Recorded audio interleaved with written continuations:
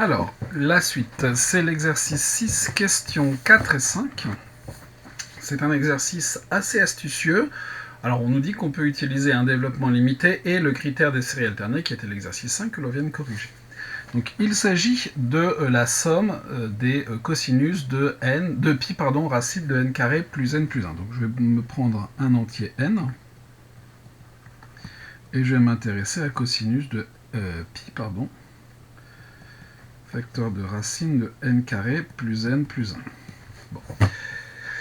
Évidemment, ici, si on regarde ça, cette chose-là, quand n tend vers plus l'infini, ça va être équivalent à n, et npi en cosinus, c'est quand même pas mal. Donc ce que je vais faire, c'est que je vais mettre n en facteur là-dedans, donc je vais avoir du npi, et dans ma racine, il faut donc que je divise tout par n carré. Je vais donc avoir du 1 plus 1 sur n, plus 1 sur n au carré.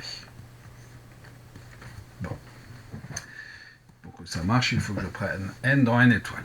De toute façon, on ne nous dit pas si la série commence à 0 ou à 1, et on s'en fiche, puisque de toute façon, les premiers termes n'ont pas d'influence en ce qui concerne la nature de la série. Pour la somme, la valeur de la somme, oui, mais pour la nature de la série, il n'y a pas de souci. Et cette chose-là, je me retrouve avec une racine de 1 plus quelque chose qui tend vers 0.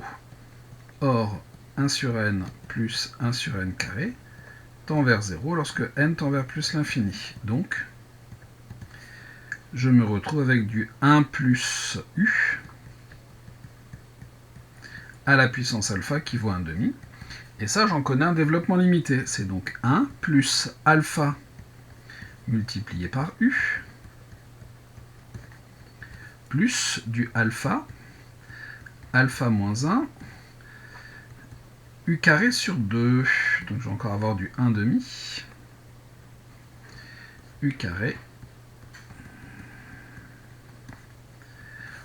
plus, et bien ici j'aurai un petit taux de 1 sur n au carré.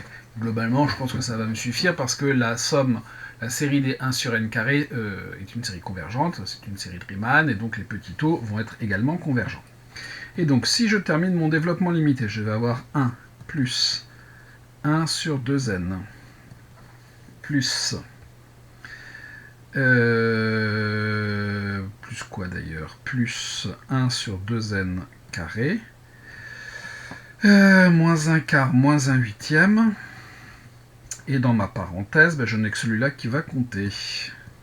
Donc 1 sur n au carré, plus un petit taux de 1 sur n au carré, ce qui va me faire du 1 plus 1 sur 2n,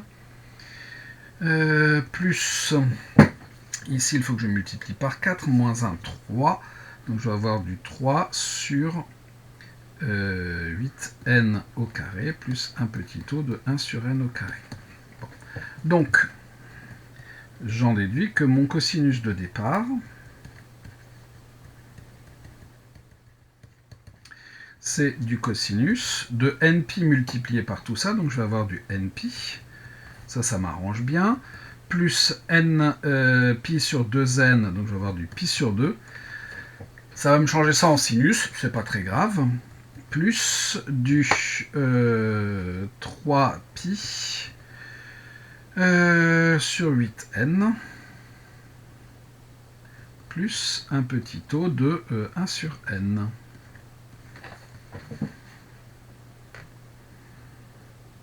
Alors ça, c'est pas génial. C'est pas génial d'avoir un petit taux de 1 sur n. Il m'aurait plutôt fallu un petit taux de 1 sur n au carré.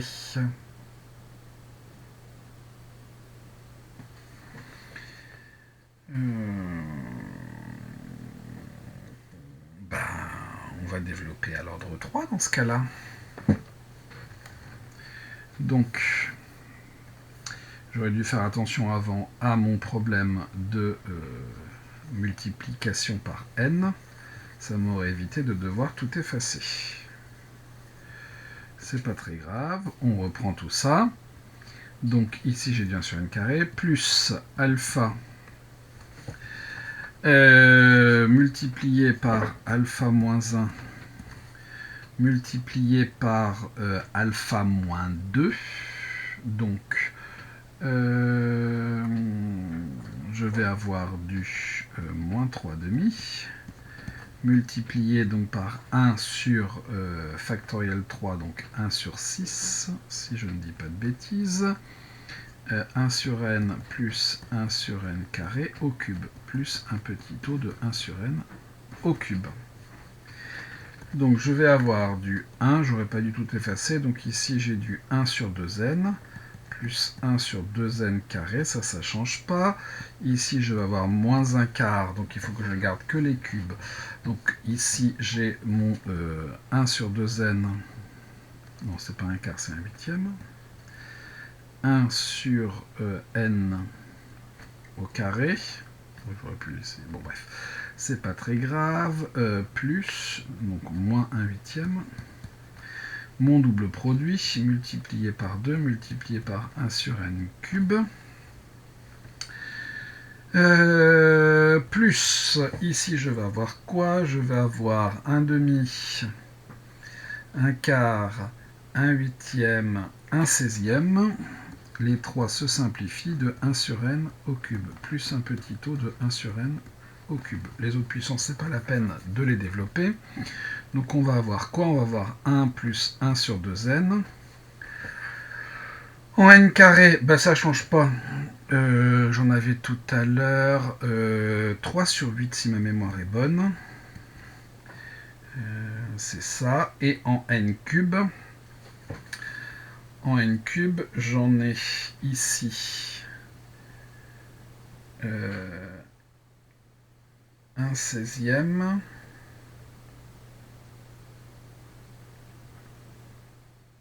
moins 4 16e, donc moins 3 16e.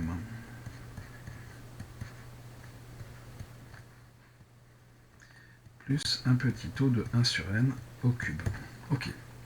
Donc, mon cosinus de pi racine de n carré plus n plus 1, c'est donc le cosinus de npi plus pi sur 2, donc ce qui va me donner du sinus, plus, on a dit 3 pi sur 8n, moins 3pi sur 16n carré, plus un petit taux de 1 sur n au cube. C'est-à-dire, donc cosinus plus pi sur 2, ça va me donner, quand je dis du sinus, très exactement, c'est du moins sinus. Donc, je vais avoir du moins sinus de npi, plus 3pi sur 8n, plus moins 3pi sur 16n carré, plus un petit taux de 1 sur n. Non, ici c'est n au carré. J'ai multiplié par n. Une fois qu'on a ça, ici j'ai sinus npi plus quelque chose. Quand je rajoute pi à un angle quel qu'il soit, si je rajoute un nombre impair de pi, je vais me retrouver avec le sinus qui sera opposé. Par contre, si j'ajoute un nombre pair de pi, je vais me retrouver sur la même valeur. Donc je vais avoir du moins 1 puissance n, du sinus de 3pi sur 8n, moins 3pi sur 16n carré, plus un petit taux de 1 sur n au carré. Pas de problème. Bon. Et là, je peux faire un développement limité de mon sinus, puisque cette chose-là tend vers 0, pas de problème. Donc j'ai donc du moins 1 puissance n plus 1. Facteur 2, 3pi sur 8n, moins 3pi sur 16n carré, plus un petit taux de 1 sur n carré. Voilà ce que j'obtiens. Et maintenant, je vais étudier toutes mes séries. Or, la série somme des moins 1 puissance n plus 1 multiplié par 3pi sur 8n est une série alternée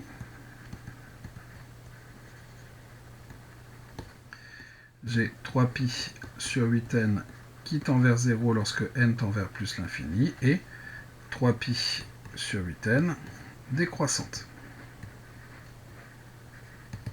Donc, cette série converge.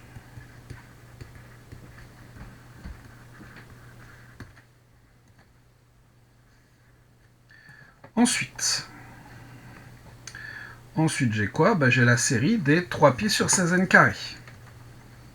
La somme des 3pi sur 16n carré. Je peux même inclure mon moins 1 puissance n plus 1 dedans. Est une série absolument convergente.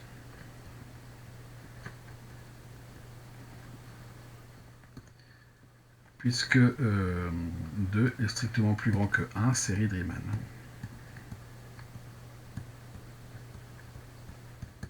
Elle converge donc.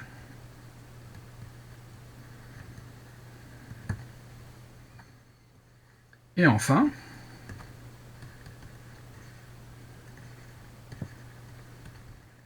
ma somme des moins 1 puissance n plus 1 petit o de 1 sur n carré. Cette série-là converge. Alors, cette série-là, en valeur absolue, c'est donc la somme des petits o de 1 sur n carré, converge, puisque la série somme des 1 sur n carré converge. Donc, ma série des moins 1 puissance n plus 1 petit o de 1 sur n carré converge absolument.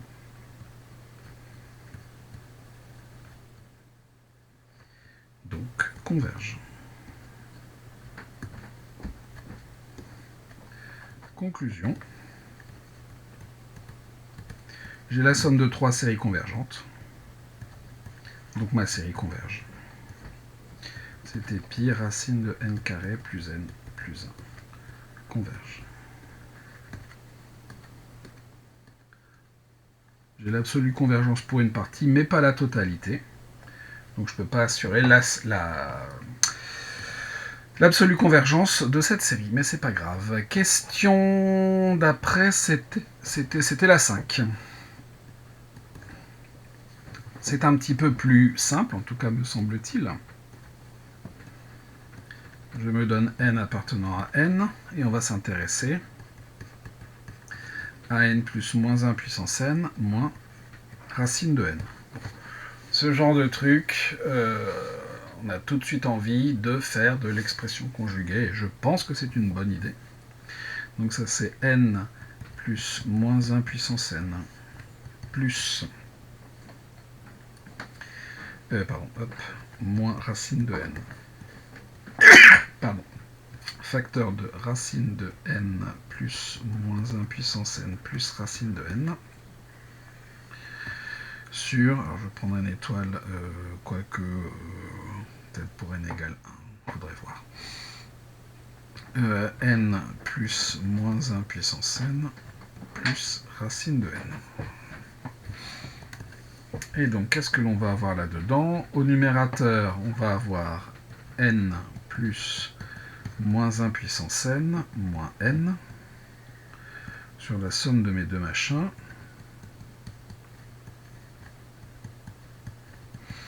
C'est-à-dire que l'on a du moins 1 puissance n sur n plus moins 1 puissance n, tac tac tac, plus racine de n. Bon. Donc là, on a une série qui potentiellement peut être,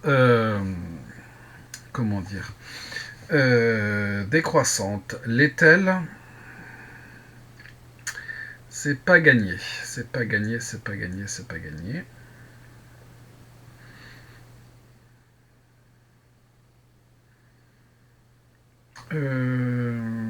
Si je regarde les premiers termes.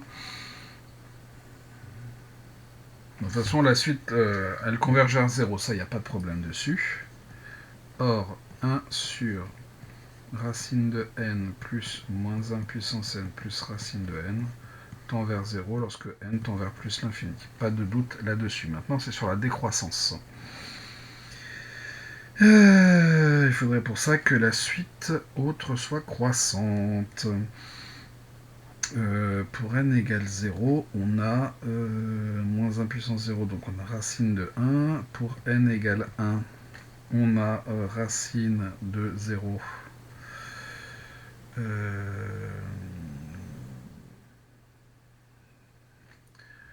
Moins, 1 moins 1, donc ça nous fait 0. Plus racine de 1, c'est-à-dire racine de 1, donc jusque-là pas de problème. Pour n égale 2, on va avoir 2 et 1, 3, moins racine de 2.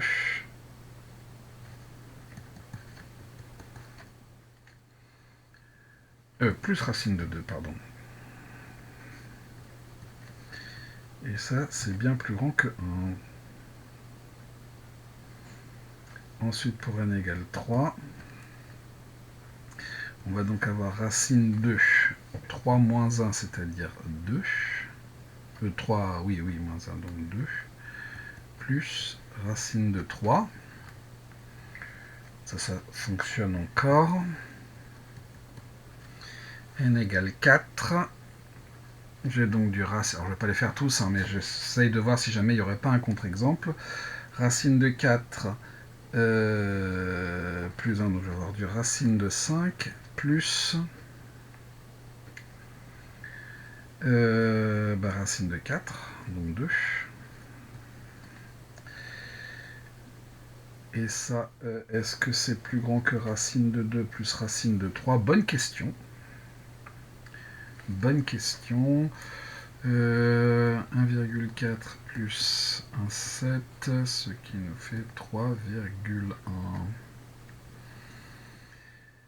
Racine de 5, c'est plus grand que 2, donc oui, ça marche. Et n égale 5. On va donc avoir racine de 5 moins 1, 4, donc 2. Plus racine de 5. Bon. Alors, a priori, le schéma qui semble montrer, c'est que la suite, racine de n plus moins 1 puissance n plus racine de n, semble croissante. On va démontrer ça. Hop. Donc, si n est pair, un plus 1 moins un, je vais donc avoir racine de 2p plus 1 moins 1 plus racine de 2p.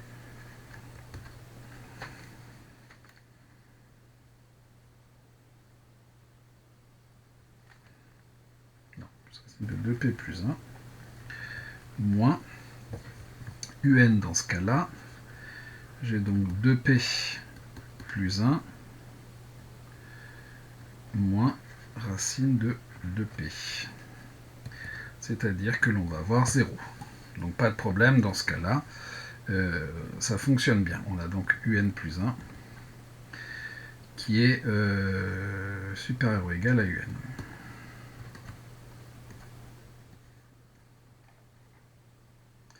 Ensuite, si n est égal à 2p plus 1, j'ai un plus 1 moins un qui va être égal à racine de 2p plus 2 plus 1 plus racine de 2p plus 1.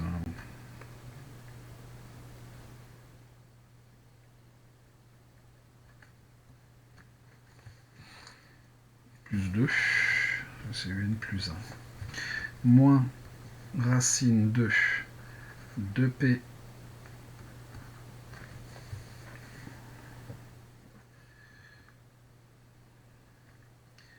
n égale 2p.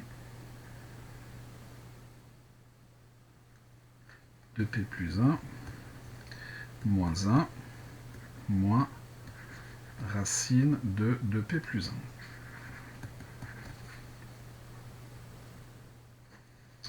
Et donc j'ai 2p plus 3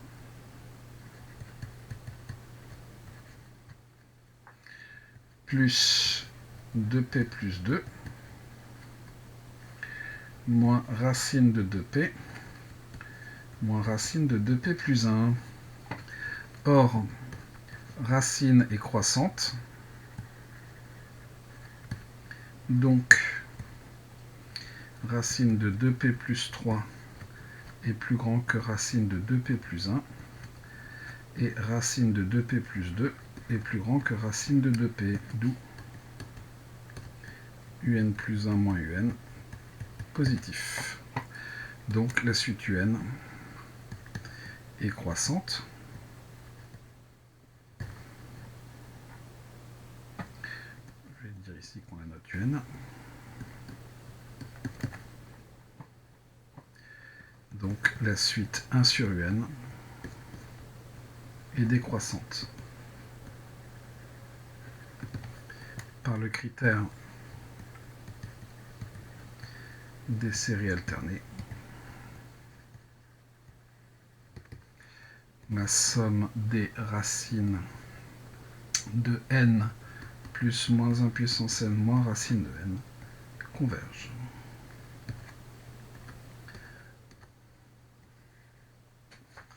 Je vais faire la boîte un peu plus grande.